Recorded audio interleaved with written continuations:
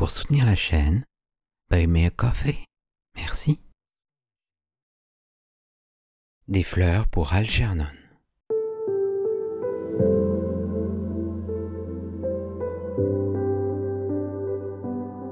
De Daniel Keyes.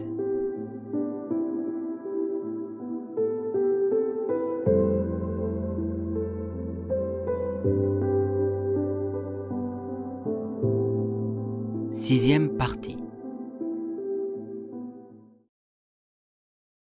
15 mai. Mes études marchent bien. La bibliothèque de l'université est maintenant mon second chez moi.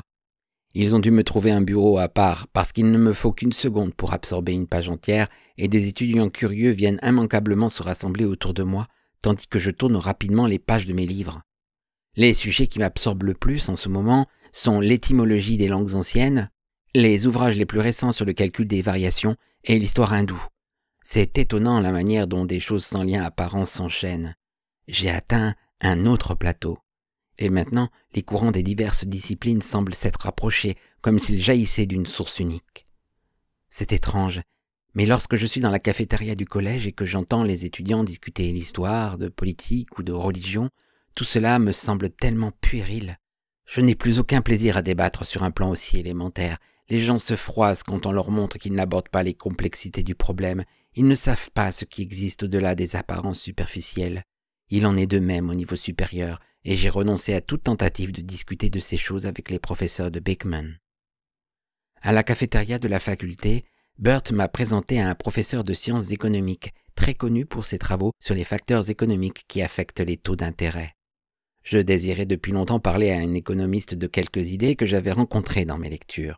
L'aspect moral du blocus militaire utilisé comme arme en temps de paix m'avait troublé.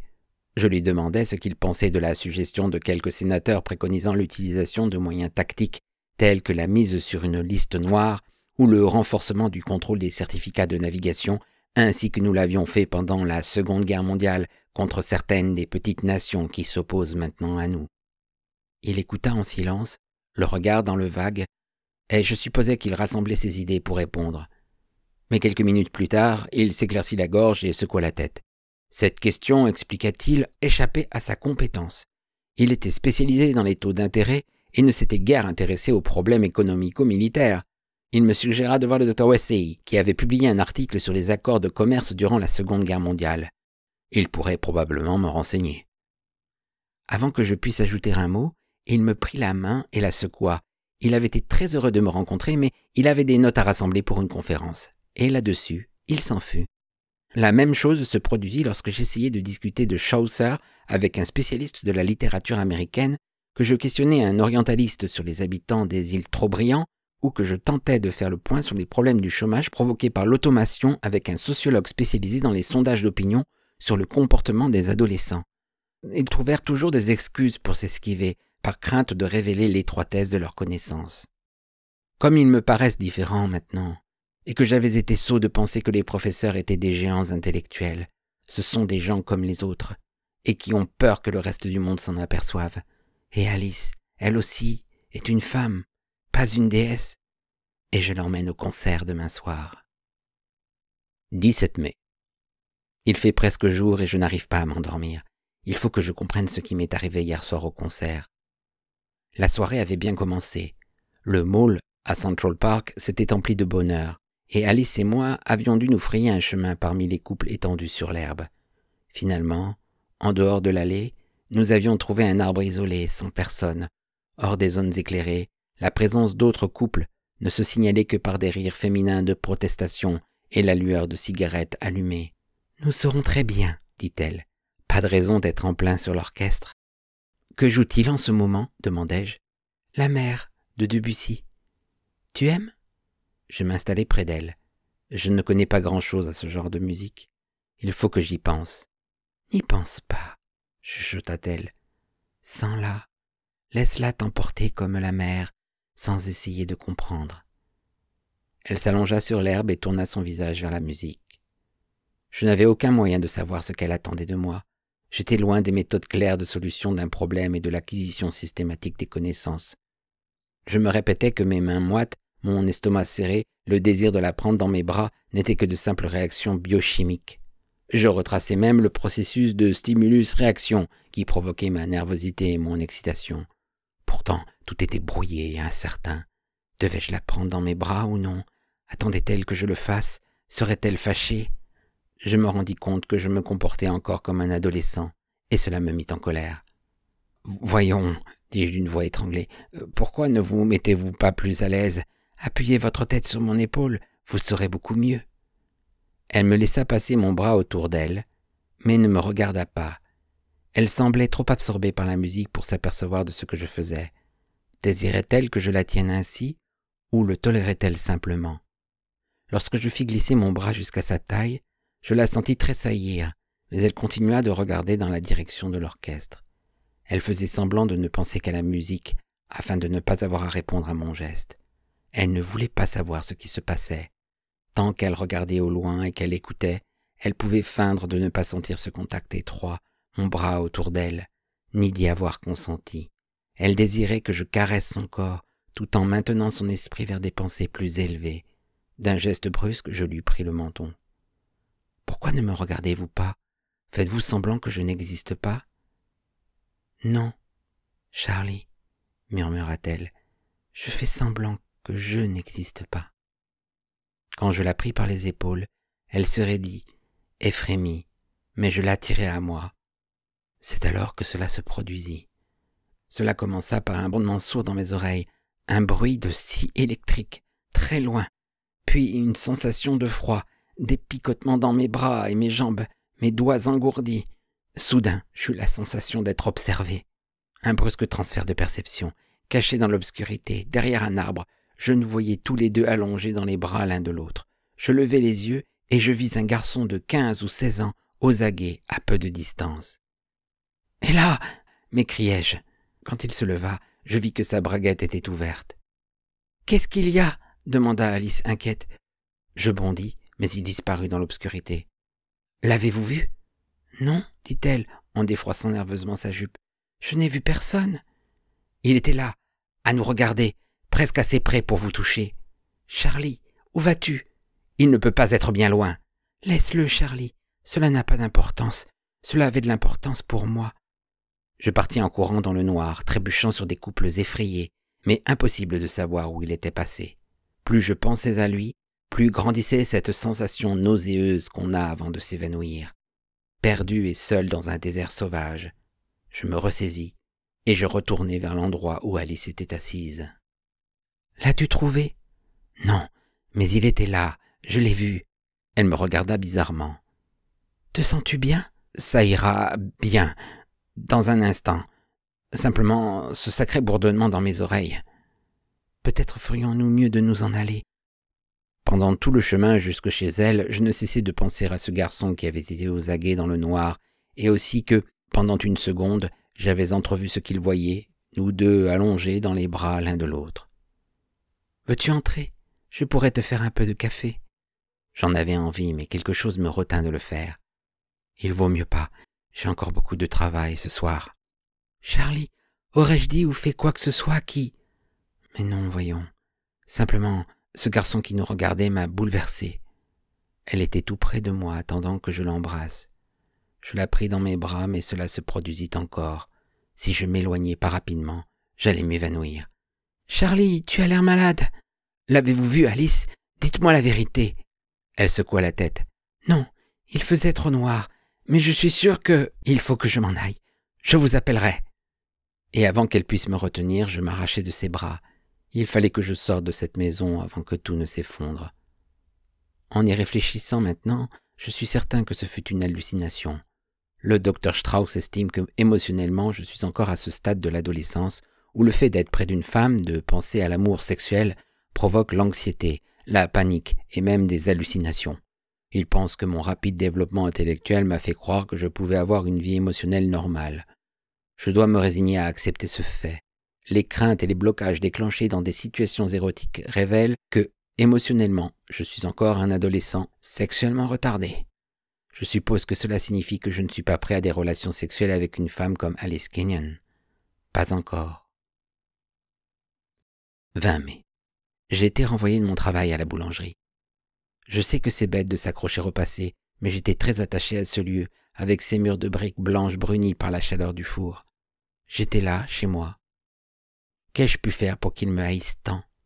Je ne blâme pas Donner. Il lui faut penser à son affaire et aux autres employés, et pourtant il a été plus proche de moi qu'un père. Il m'appela dans son bureau, débarrassa d'un tas de relevés et de factures l'unique chaise près du pupitre à cylindre, et dit, sans lever les yeux sur moi, « Je voulais te parler. Le moment en vaut un autre. » Cela semble stupide maintenant, mais tandis que j'étais assis là à le regarder avec des yeux ronds, courteaux, grassouillés, une moustache mal taillée qui pendait comiquement sur sa lèvre supérieure, on aurait dit que nous étions deux, l'ancien Charlie et le nouveau assis sur cette chaise, inquiet de ce que le vieux Mr. Donner allait dire. « Charlie, ton oncle Herman était un excellent ami pour moi. J'ai tenu la promesse que je lui avais faite de te garder ici à travailler, que les affaires aillent ou n'aillent pas, afin que tu aies toujours $1 dans ta poche, un endroit pour dormir, et que tu n'aies pas à retourner à cet asile. Je me sens chez moi à la boulangerie. Et je t'ai traité comme mon fils qui a donné sa vie pour son pays. Et quand Herman est mort, quel âge avais-tu? 17 ans? Mais tu avais plutôt l'air d'un gosse de 6 ans. Je me suis juré, je me suis dit, affaire d'honneur, tant que tu auras une boulangerie et une affaire à toi, tu t'occuperas de Charlie. Il aura une place pour travailler, un lit pour dormir et du pain à manger. Quand ils t'ont envoyé à cet asile Warren, je leur ai dit que tu travaillerais ici et que je veillerais sur toi. Tu n'es même pas resté une nuit là-dedans. Je t'ai trouvé une chambre et je me suis occupé de toi. Ai-je bien tenu cette promesse solennelle? » Je hochai la tête, mais je voyais bien à la manière dont il pliait et dépliait ses papiers qu'il était gêné. Et même si je ne voulais pas savoir, je savais. J'ai fait de mon mieux dans mon travail. J'ai travaillé dur. « Je sais, Charlie. Il n'y a rien à te reprocher là-dessus. Mais je ne sais ce qui t'est arrivé et je ne comprends pas ce que cela signifie. Pas seulement moi. Tout le monde m'en a parlé.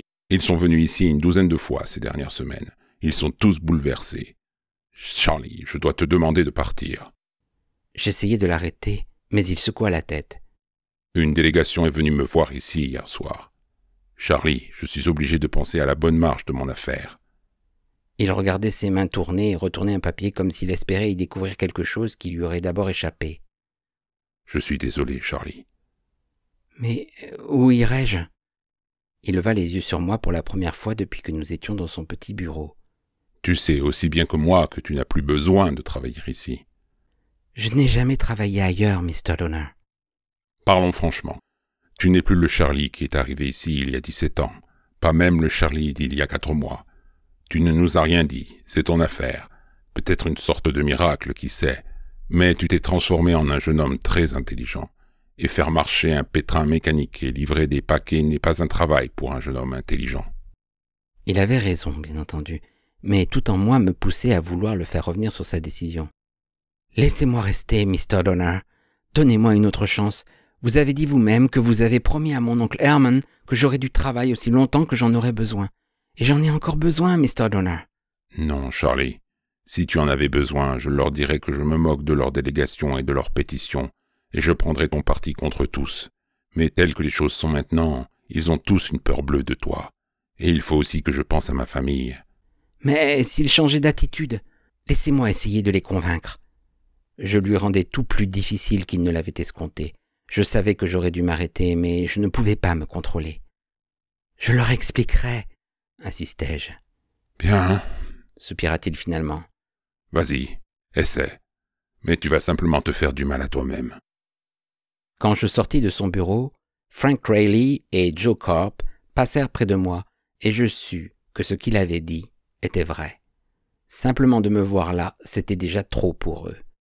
Je les mettais tous mal à l'aise. Frank venait de prendre une plaque de petits pains, et Joe et lui se retournèrent ensemble quand je les appelais. « Écoute Charlie, j'ai du travail, plus tard peut-être. »« Non, dis-je, maintenant tout de suite. Depuis quelque temps, vous m'évitez tous les deux. Pourquoi ?» Frank, le beau parleur, l'homme à femme, le combinard, m'étudia un instant, puis il reposa la plaque sur la table. « Pourquoi ? Je vais te dire pourquoi.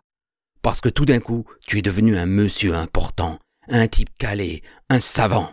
Maintenant, tu es un vrai je sais tout, une grosse tête, toujours avec un bouquin, toujours avec des réponses à tout. Bon, je vais te le dire, Tu te crois supérieur à nous tous ici, n'est-ce pas? Ok, va ailleurs. Mais qu'est-ce que je vous ai fait? Ce qu'il a fait? T'entends ça, Joe? Je vais vous dire ce que vous avez fait, Monsieur Gordon. Tu es venu tout bousculer ici avec tes idées et tes suggestions, et à cause de toi, nous avons tous l'air d'une bande d'imbéciles. Mais je vais te dire autre chose. Pour moi, tu n'es toujours qu'un idiot. Je ne comprends peut-être pas tous tes grands mots, ni les titres de tes bouquins, mais je vaux autant que toi, et même plus. Ouais, dit Joe, en se retournant pour appuyer l'argument vis-à-vis de Gimpy qui venait d'arriver derrière lui. Je ne vous demande pas d'être mes amis, dis-je, ni de vous occuper de moi, simplement de me permettre de garder mon travail. Mr. Donald dit que c'est à vous de décider. Gimpy me jeta un regard mauvais, puis secoua la tête avec dégoût. « Tu ne manques pas de toupet !» s'écria-t-il. « Va-t'en au diable !» Puis il tourna le dos et s'enfuit en clopinant lourdement. Et il en fut de même avec les autres. La plupart partageaient les sentiments de Joe, Frank et Gimpy. Tout avait été très bien tant qu'ils pouvaient rire de moi et paraître malins à mes dépens. Mais maintenant, ils se sentaient inférieurs à l'idiot. Je commençais à voir que, par mon étonnant développement intellectuel, je les avais comme rabaissés, j'avais souligné leurs inaptitudes, je les avais trahis, et c'est pour cela qu'ils me haïssaient. Fanny Burden était la seule qui ne pensait pas qu'il fallait m'obliger à partir, et, en dépit de leur insistance et de leurs menaces, elle avait été la seule à ne pas signer la pétition. « Ce qui ne veut pas dire, remarqua-t-elle, que je ne pense pas que tu es devenu très étrange, Charlie. Qu'est-ce que tu as changé? Je ne sais pas, moi. Tu étais un bon garçon à qui on pouvait se fier, ordinaire, pas trop malin peut-être, mais honnête. Et qui sait ce que tu t'es fait pour devenir brusquement si intelligent? Comme tout le monde le dit, ce n'est pas normal. Mais qu'y a-t-il de mal pour quelqu'un à vouloir devenir plus intelligent, acquérir des connaissances, se comprendre soi-même et comprendre le monde? Si tu avais lu la Bible, Charlie, tu saurais que l'homme n'a pas à chercher à en connaître davantage que ce que Dieu, en le créant, lui a permis de connaître. Le fruit de l'arbre de la science lui était défendu. Charlie, si tu as fait quelque chose que tu n'aurais pas dû, tu sais, avec le diable ou n'importe quoi, peut-être n'est-il pas trop tard pour t'en sortir. Peut-être pourrais-tu redevenir le bon garçon simple que tu étais avant. Il n'est pas question de revenir en arrière, Fanny. Je n'ai rien fait de mal. Je suis comme un homme qui serait né aveugle et à qui on lui a donné une chance de voir la lumière. Cela ne peut pas être un péché. Bientôt il y en aura des millions comme moi dans le monde entier. La science peut le faire, Fanny. Elle baissa le regard sur le marié et la mariée posés au sommet du gâteau de mariage qu'elle décorait, et je vis à peine ses lèvres bouger, tandis qu'elle disait d'une voix très basse « Ce fut un péché lorsqu'Adam et Ève mangèrent le fruit de l'arbre de la science. Ce fut un péché quand ils virent qu'ils étaient nus et qu'ils connurent la luxure et la honte. Et ils furent chassés du paradis terrestre, et les portes en furent fermées pour eux. Si ce n'avait été cela, nul d'entre nous n'aurait eu à vieillir, ni à être malade, ni à mourir. » Il n'y avait plus rien à dire, ni à elle, ni aux autres. Aucun d'eux ne voulait me regarder dans les yeux. Je sens encore leur hostilité. Avant, ils riaient de moi, me méprisaient pour mon ignorance et ma lenteur d'esprit. Maintenant, ils me haïssaient pour mon savoir et ma facilité de compréhension. Pourquoi cela, mon Dieu? Qu'aurait-il voulu que je fasse? Mon intelligence a creusé comme un fossé entre moi et tous ceux que je connaissais et que j'aimais, et j'ai été chassé de la boulangerie. Je suis maintenant plus seul que jamais auparavant. Je me demande ce qui se passerait si l'on remettait Algernon dans la grande cage avec quelques-unes des autres souris. Est-ce qu'elle la traiterait en ennemie? 25 mai. C'est donc ainsi que quelqu'un peut en venir à se mépriser soi-même, sachant qu'il fait ce qu'il ne faut pas et pourtant est incapable de s'en abstenir. Contre ma volonté, je me suis trouvé attiré vers l'appartement d'Alice. Elle fut surprise, mais me fit entrer. « Tu es trempé, l'eau dégouline sur ton visage. »« Il pleut, c'est bon pour les fleurs. »« Entre, je vais te chercher une serviette. Tu vas attraper une pneumonie. »« Vous êtes la seule à qui je puis parler, » dis-je. « Permettez-moi de rester. J'ai un peu de café qui chauffe. Commence par te sécher et nous parlerons après. » Je regardais autour de moi tandis qu'elle allait chercher le café. C'était la première fois que je pénétrais chez elle. J'en ressentais du plaisir, mais l'aspect de la pièce me perturbait. Tout était bien rangé. Les statuettes de porcelaine étaient alignées sur le rebord de la fenêtre, toutes tournées dans le même sens. Et les coussins sur le canapé n'avaient pas été jetés au hasard, mais posés en ordre régulier sur les housses de plastique transparent qui protégeaient la tapisserie. Sur 2 petites tables, à chaque extrémité, Des magazines étaient soigneusement disposés de manière que leur titre soit bien visible. Sur l'une, The Reporter, The Saturday Review, The New Yorker.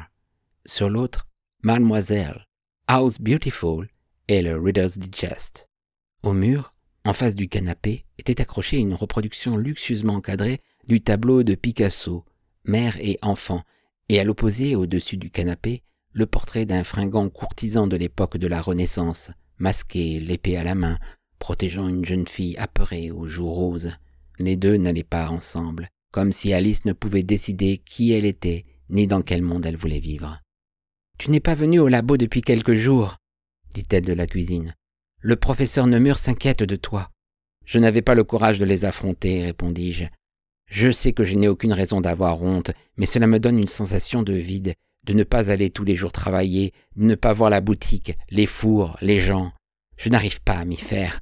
La nuit dernière et la nuit d'avant, j'ai eu des cauchemars. Je rêvais que je me noyais. » Elle posa le plateau au milieu du guéridon, les petites serviettes pliées en triangle, les gâteaux arrangés en rond sur l'assiette.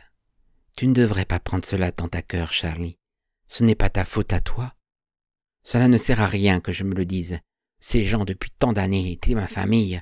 Ça a été comme si on m'avait jeté hors de ma maison. »« C'est bien cela, » dit-elle. « Tout cela est comme la répétition symbolique de ce qui t'est arrivé quand tu étais enfant.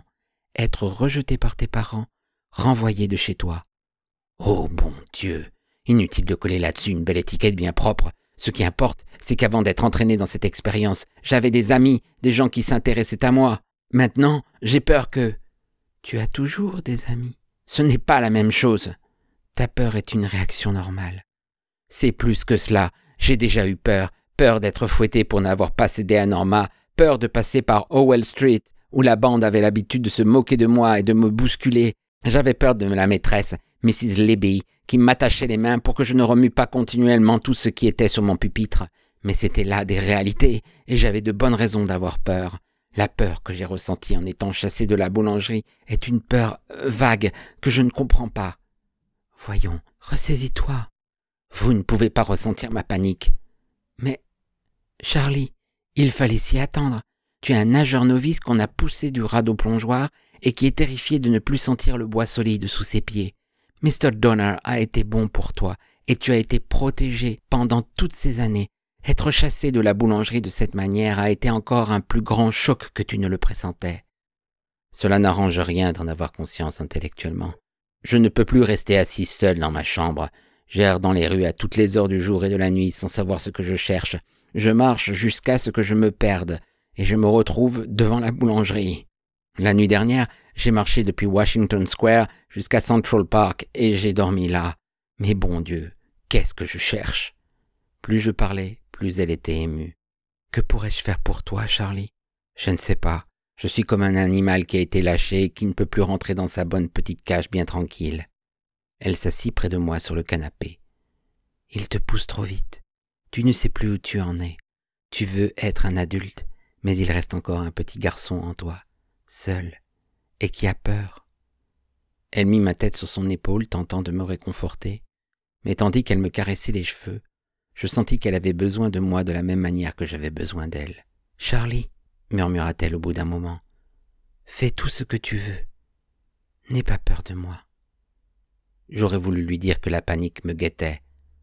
Un jour, en faisant une livraison, Charlie avait presque failli se trouver mal quand une femme entre deux âges qui sortait du bain s'était amusée à ouvrir son peignoir et à se montrer toute nue. Avait-il déjà vu une femme déshabillée? Savait-il faire l'amour? Sa terreur, son gémissement durent l'effrayer, car elle referma précipitamment son peignoir et lui donna une pièce de 25 cents pour qu'il oublie ce qui était arrivé. Elle n'avait fait que l'éprouver, lui dit-elle, pour voir s'il était un bon petit jeune homme. Il essayait, répondit-il, et évitait de regarder les femmes, parce que sa mère le battait chaque fois qu'elle trouvait des traces sur son caleçon. Maintenant, il avait une image claire de la mère de Charlie, criant sur lui, une ceinture de cuir à la main, et de son père qui s'efforçait de la retenir. « Assez, Rose! Tu vas le tuer! Laisse-le !» Et sa mère qui cherche encore à le battre, même maintenant qu'il est hors de portée et que la ceinture passe en sifflant près de ses épaules, tandis qu'il s'écarte en se traînant sur le plancher. « Regarde-le !» hurle Rose. « Il ne peut pas apprendre à lire et à écrire, mais il en sait assez pour regarder une fille en pensant à ça. Je lui ferai passer ses horreurs de la tête.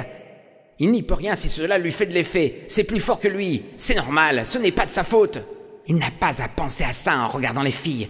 Qu'une amie de sa sœur vienne à la maison et il se met à penser à ça. Je lui apprendrai et il ne l'oubliera pas. Tu entends? Si jamais tu touches à une fille, je te mettrai dans une cage comme un animal pour tout le reste de ta vie. Tu m'entends? Je l'entends encore. Mais peut-être en avais-je été délivré. Peut-être la peur et la nausée n'étaient-elles plus une mer où me noyer, mais une simple flaque d'eau qui reflétait encore le passé, près du présent. Étais-je libre? Si je pouvais prendre Alice dans mes bras à temps, avant d'y penser, avant que cela me bouleverse, peut-être la panique ne s'emparerait-elle pas de moi. Si seulement je pouvais faire le vide dans ma tête. Je réussis à balbutier. Vous, faites-le, prenez-moi dans vos bras. Et avant que je sache ce qu'elle faisait, elle m'embrassa, me serra contre elle, plus fort que personne ne m'avait jamais serré dans ses bras. Mais au moment où j'aurais dû vraiment venir tout contre elle, cela commença, le bourdonnement, le frisson glacé et la nausée. Je m'éloignai. Elle tenta de me calmer, de me dire que cela n'avait pas d'importance, que je n'avais aucune raison de me faire des reproches. Mais éperdu de honte, incapable de contenir mon chagrin, je me mis à pleurer. Et là, dans ses bras, je pleurais jusqu'à m'endormir, et je rêvais du courtisan et de la jeune fille aux joues roses. Mais dans mon rêve, c'était la jeune fille qui tenait l'épée.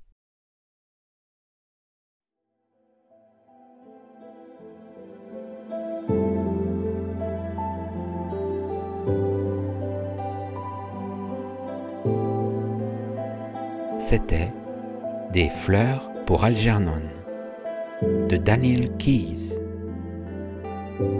6e partie.